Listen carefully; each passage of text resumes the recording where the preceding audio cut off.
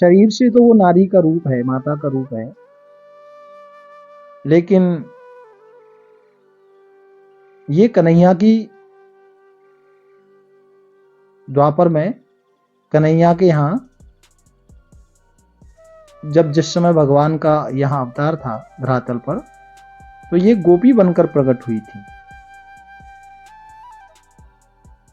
और लोक लाज कुल श्रृंखला तज मीरा गिरधर भजो, यही गोपी कली काल में मीराबाई बनी। बाल न बाको भयो गरल अमृत जो पियो,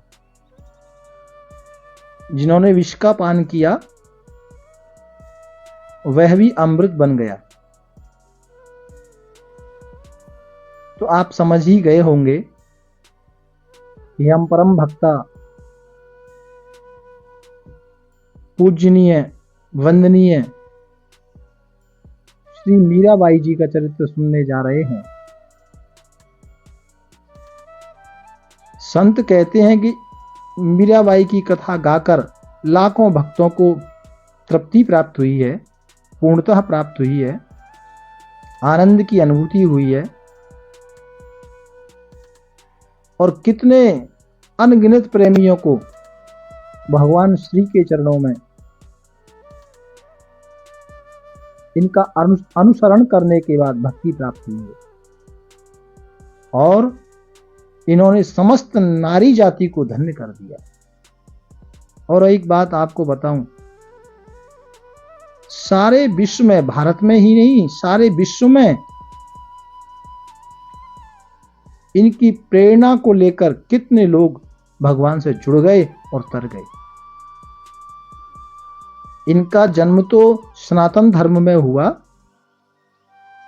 लेकिन इनकी जो भक्ति है, हर धर्म को मीरा की भक्ति से प्रेरणा स्रोत की प्राप्ति होती है। प्यारे प्रभु प्रेमियों,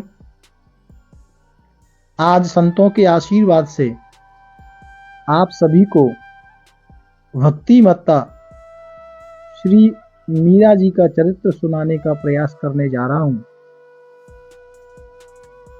और अब ये तो मैं कह नहीं सकता कि आज में ही ये पूर्ण होगा या कल विराम होगा, परसों।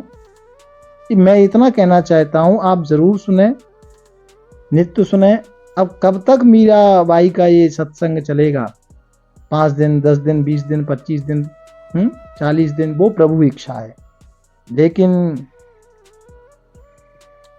मेरी तो क्या ऐसी औकात है कि मैं मीराबाई, भक्ति मत्ता मीराबाई के चरित्र को आपको सुना सकूं। लेकिन संतों से जो कुछ श्रवण किया है वो आप सभी को सुनाने का प्रयास करूंगा। अब कितने दिन चलेगा ये मैं आपसे कह नहीं सकता। देखो, जीव और परमात्मा का रिश्ता सदा सदा का है। ईश्वर तो जीव को देख रहा है, लेकिन जीव ईश्वर को कब देखेगा, है ना? और जीव ईश्वर को कैसे देखेगा, इसके लिए तो मीराबाई ने ये करके दिखाया। ये जो जीवन हमको मिला है, इसमें, इस जीवन में कोई अपना ऋण चुकाने के लिए आया है, कोई प्रारब्ध भोगने के लिए आया है, और कोई प्रारब्ध बनाने के लिए आया है। लेकिन भक्तों का जो जन्म होता है वह तो केवल भगवत प्राप्ति के लिए होता है। मीराबाई कोई सामान्य नारी नहीं है। ये पहले द्वापर में भगवान श्री कृष्ण की गोपी थी।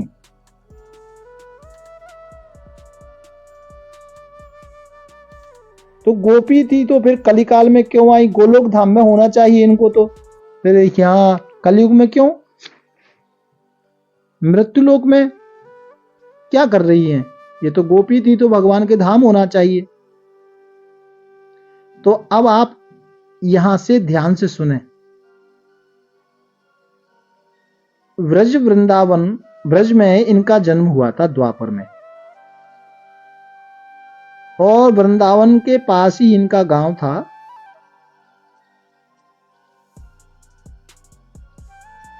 इनका जन्म हुआ, जन्म के कुछ समय बाद इनके पिता की मृत्यु हो गई, और मां का प्यार दुलार बचपन से ही इनको मिला। ये बिटिया बड़ी हो रही थी, इनका नाम रख दिया माधवी।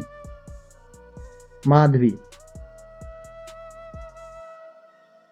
अब क्योंकि पहले रीति रिवाज ऐसी थी कि बेटी का विवाह कम उम्र में कर दिया जाता था, तो पहले यह भी एक नियम था कि ब्रज की बिटिया को ब्रज में ही ब्याहते थे, शादी करते थे। तो इनका रिश्ता बचपन में कर दिया, और पास में ही एक गांव था, उस गांव में इनका संबंध कर दिया।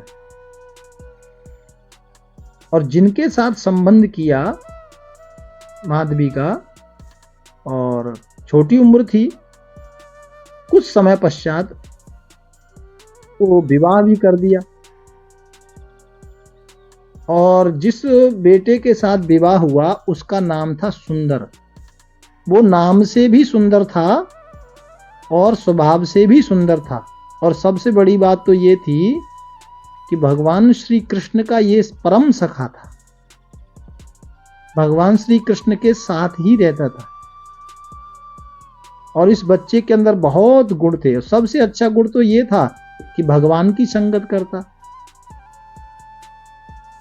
शादी बचपन में हो गई थी, लेकिन पहले बचपन में शादी करते थे, गौना यानी ससुराल बेटी को 2, 4, 5 वर्ष बाद ही भेजते थे, उसको गौना बोलते हैं। तो जो गांव था, जो इनकी ससुराल थी, वो नंदीश्वर था। मुझे लगता है नंदीश्वर यानी जो आजकल हम जिस पिंड को नंदगांव के नाम से जानते हैं, वो पहले नंदीश्वर था, अभी वो नंदगांव है। तो माधवी धीरे धीरे बड़ी हो रही हैं, और क्योंकि माधवी को अब ससुराल जाना है, नंदगांव जाना है, गौना होने वाला है, तो सखियां आपस में चर्चा करती ब्रज की भाषा में, अरे बहना, हमने तो सुनो है नंदगांव में जो नंद का लाला है ना, वो बड़ा डिठोना है। सुना है जिसको एक बार देख लेता है उसका मन चुरा लेता है, बड़ा नटखट है।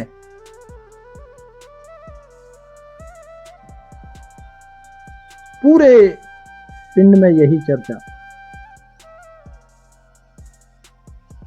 अब सब जगह जहां भी सुनती, कोई इनकी माता को, मम्मी को, इनकी मम्मी को, माधवी की मम्मी को कोई माता मिलती, आपकी बेटी ससुराल जाने वाली, हाँ तो देखना, समझा के भेजना, क्योंकि वहां एक कृष्ण नाम का बालक है, और वो हर किसी को अपनी ओर आकर्षित कर लेता है। आपकी बेटी भी उसी पिंड में जा रही है। अब मां तो बेचारी परेशान हो गई लोगों की गल्ला सुन के। बेटी उसी पिंड में जा रही है, उसी गांव में जा रही है जिस गांव में कृष्ण रहता है, और सुना है कृष्ण बड़ा जादूगर है, एक बार जिसको देख लेता है उसे अपना बना ही लेता है। अच्छा, ये किसी को मालूम नहीं था कि कृष्ण भगवान है, बस सबको ये था हाँ कृष्ण है, कोई जादूगर है। ये किसी को मालूम नहीं था कि भगवान श्री कृष्ण स्वयं भगवान हैं। वो जो उनको एक बार देख लेता, समझो वो पागल ही हो जाता। और खासकर कोई देवी, कोई माता यदि उनको देख लेती तो वो किसी काम काज की नहीं रहती। क्यों? क्योंकि केवल वो फिर कृष्ण का चिंतन ही करती, चिंतन में ही डूब जाती। ये बात प्रसिद्ध थी। जिसने एक बार देखा वो पागल हो जाता। और यदि बंसी सुन ली देखने के बाद फिर तो कहना ही क्या। फिर क्या होता, बोले तन मन की सुध भी बिसरा जाती। फिर तन मन की सुध रहती नहीं। पूरे गांव में, पूरे पिंड में यही चर्चा थी।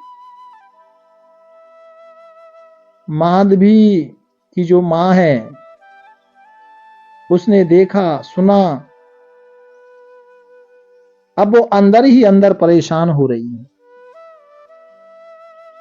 वो मन ही मन में डर गई कि मेरी बेटी तो उसी पिंड में जा रही है, क्या होगा। ये तो जादूगर का पिंड है,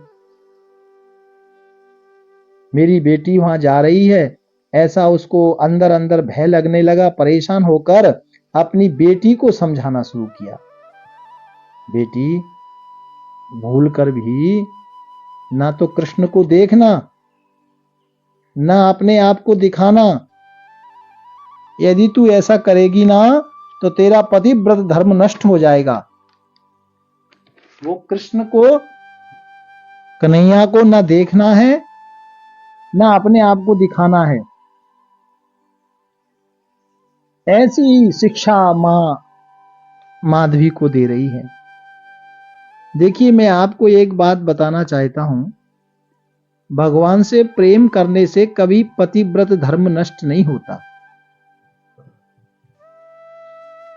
क्योंकि वो तो संसार के सच्चे पति यदि कोई है, पालन करता यदि कोई है, तो वो तो भगवान है। वो संसार के पति है, जगत पति है वो। तो भगवान से प्रेम करने से पतिव्रत धर्म नष्ट नहीं होता, बल्कि और भक्ति मिलती है, संसार के बंधन से मुक्ति हो जाती है। लेकिन इनकी मां को यह ज्ञान नहीं था, उनको पता नहीं था कि भगवान कन्हैया भगवान है। उनको तो लगा कोई ये जादूगर है, इसलिए घबराकर बार बार माधवी को समझाती, बेटी तू देख ना, कृष्ण को देखना कभी भी, ना उससे कोई गल करना, ना उसको कभी दिखाना, उससे दूर ही रहना।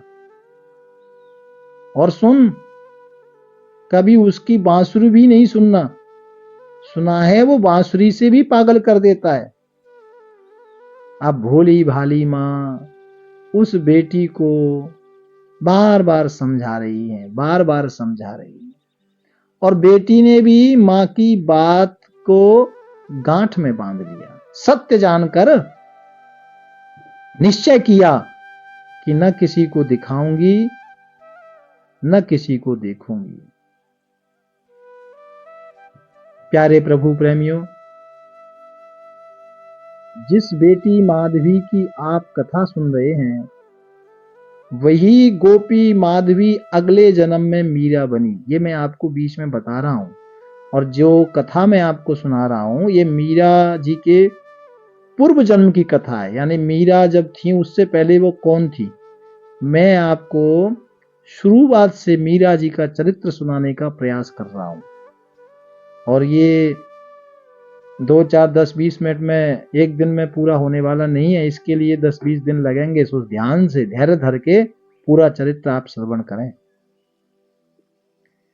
तो ये माधवी ने गांठ बांध ली कि मुझे किसी को ना देखना, ना अपने आप को दिखाना। प्यारे भक्तों, धीरे धीरे समय आया। एक दिन उसका पति सुंदर, उसके पति का नाम सुंदर था, दिखने में भी बड़ा सुंदर था, रथ लेके आया। लड़का बड़ा प्यारा था, बड़ा सुंदर था, गुणवान था। और माधवी भी बड़ी सुंदर थी। दोनों की क्या जोड़ी थी, एकदम सीताराम जैसी जोड़ी थी। पिंड वाले ने जब देखा तो कोई कहता, अरे ये तो शंकर पार्वती की जोड़ी है। कोई कहता है कि कृष्ण रुक्मणी की जोड़ी है। कोई कहता है लक्ष्मी नारायण की जोड़ी है, कोई कहता है सीताराम की जोड़ी है। इतने दोनों सुंदर, दोनों बहुत सुंदर हैं, ये माधवी भी और ये बेटा सुंदर भी। गांव वाले देख देख कर दोनों को बड़े स्नेह दे रहे हैं, दुलार दे रहे हैं, आशीर्वाद दे रहे हैं। ये दोनों की जोड़ी सदा बनी रहे।